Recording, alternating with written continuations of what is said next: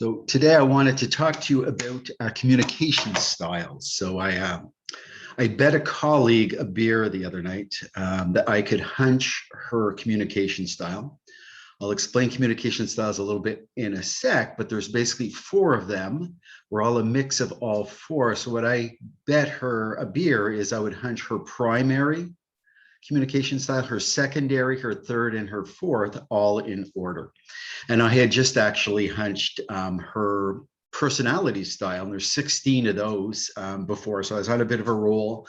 So I wanted to make myself I'd bet a beer on that too. So I make myself a second beer. So bet that I could hunch her communication style. So what I'm doing right now is I told her I'd put together a video explaining to her how to go out there and figure out what her communication style was, primary, secondary, third, and fourth. And I'm going to share that with you as well, in case you want to go out there and hunch some people's communication styles, whether that's to make win a beer or a coffee or tea or whatever it is that you like to drink. Or maybe it's just to better understand your own communication style and the communication styles of other people so that you're communicating better. So here we go. Before I walk you through how to actually do that, just a little bit of background on, why is it important to understand our communication styles and personality styles and writing styles if you're writers, or, your leadership style and everything else. In coaching, one of the first things they taught us was this, there's a who. So who are we? So our who, there's the what and the how. It's kind of the who, what, how model. And what happens is most people go right into the what. So what do I want to do? Or they go in, how do I want to do that? And they kind of forget to go there in the who, and the who's the most important part, because that's going to give a better sense of, what do you want to do? Is that really a fit? And how you go about doing that, is that a fit as well?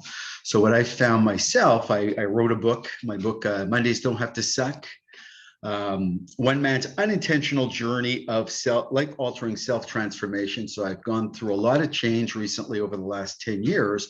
It was unintentional. I was in a really nasty place and started moving forward. I really liked it, so I kind of kept going.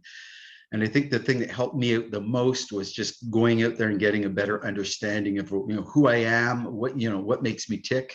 So in my book, so I'm a big fan of getting to know ourselves better through self-assessments, through, journaling and thinking and getting feedback from other people, 360s. In my book on chapter 18, I actually have a chapter on, who are you? So I came up with a little who are you book, and over the period of time, I was doing all these different self-assessment and things, communication styles and other styles. And here's the actual book. So as you can see, there's a lot of stuff in there, and I go back and I'll do it every once in a while. And sometimes things changed a bit, that I've learned myself a little bit better. So anyhow, that's the background on getting to know your who better, so that you can play to your who, and better idea of hunching other people's who's as well. So communication style. So just going to grab my kind of framework. There's a lot of frameworks out there. They're pretty much similar. They're named different ways. So there's the key component here is that there's 4 quadrants. I used to work at Deloitte. Deloitte had a really good one. It was a business chemistry. I can't share that one with you because it's copyrighted, but I really like that one. For those of you who are at Deloitte, you can go do that, or if you got to your Deloitte clients, you can go in there and see if they can do that for you, or explain that concept. There's another one that I use for, I was a graduate of Coach U. That's where I did my coaching. They have a communication styles framework. So there's a lot of them out there. As I say, there's 4 quadrants. Now, some people are basically almost like a mix of all 4. So the term we used for them was chameleon. So they can, they can connect with and, communicate with just about anybody, because they have a good appreciation for all the different types of styles. So they're like chameleons. Most others aren't chameleons, and I'm a non-chameleon, because there's a couple of the quadrants where I'm really favor, and the other ones I'm very low. As a matter of fact, one of them I'm really, really low compared to other folks out there. So really quickly, I'm just going to explain the concept of the quadrants, and I'm going to walk you through it so you can figure out which one best suits you. So again, as we say, there's 4. One of them up there is the director. The other one, the presenter. The mediator is the one down in the green, and the analyzer is the blue. Now, the way they're situated actually matters. So if you look at the ones that are one across from the other one, so the presenter against the analyzer, those are opposites. So you've heard the term opposites attract. Well, guess what? If you don't flex to the other person's style, you're not going to attract them. You're going to repel them. And I'm speaking from experience. I'm hardcore presenter and have almost no analyzer in me. So I I will scare analyzers off all the time, which is not a good thing to do, because there's a lot of analyzers out there. Now, when the boxes kind of align with each other, that shows that they've got something in common. So the presenter and the directors, they share common traits, so they're able to connect a little bit easier. Same thing, the presenter, the mediator, the analyzer. And one other concept too is the ones that are the two communication styles to the left. So the director and the analyzer, I'm not sure what's left or right on these videos. So the director and the analyzer, those communication styles, and again, they're associated with the personalities, right? 16 personality types, 4 communication styles. You do the math, they map. So the director and analyzer are more task-oriented, and the presenter and mediator are more people-oriented. So that's your background on the communication styles. And by the way, I'm going to put this video on my website. I'm going to jot all these little words down here as well if you want to go do it.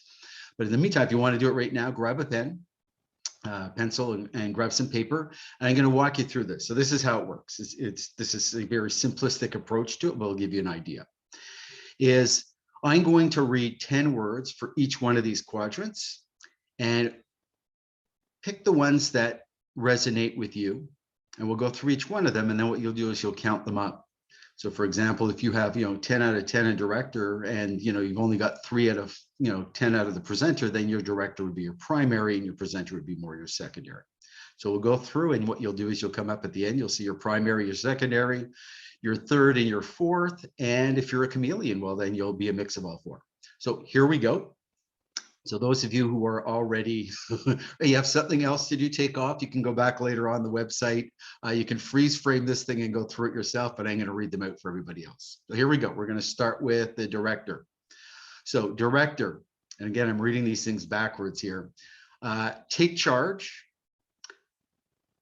fast-paced, direct, competitive, easily bored, lots of drive, decisive, take risks, logical, and strong-willed. So Mr. Spock had a little bit of director in him on the logical side. So count those up, the number you have. And we're going to go over to the presenter right next door. So the presenter, I'll present those with you right now. 1 is animated, 2 networked, 3 spontaneous, 4 outgoing, 5 brainstormer, 6 talk quickly, 7 like variety, 8 not detail oriented, 9 innovative, and 10 impulsive. So again, write down your score out of 10. And we're going to go to the bottom, the mediator, which is sometimes referred to as the people person. So the mediator, relationship oriented, patient, dislike conflict, trusting, helpful, concern for others, understanding, easygoing, collaborative, and focus on feelings. Write down your score. And last but not least, the analyzer. Analytical, detail-oriented, high standards, structured, cautious, loyal, thorough, emphasis on accuracy, rule follower, and private. So that's I scored. I actually took one of these tests, and they had a database in there that they could compare you to other people out there and kind of see where you ranked according to others. And I was kind of like almost an anomaly here. I had like 1% correlation to this. It was very, very low on the analyzer side. So just ask my kids. There aren't a whole lot of rules going on in this place, and I'm not one for detail either. So there you go. So sum up your scores, and you will see, you'll understand what your primary, your secondary. You could have ones that are very close. To me, the presenter and mediator are right up there. That's like 80 80% to 85% of me is covered off. So very people oriented. I hate tasks and I'm not competitive. I hate deadlines. So the director and analyzer, I'll call on them at times, but I'm more on the people side of things. So hope this is helpful. I'm going to wait to see if I've won my beer on this one, and I hope that all of you can use this for good purposes as well, and getting to know people better. So enjoy the rest of your day, and take care.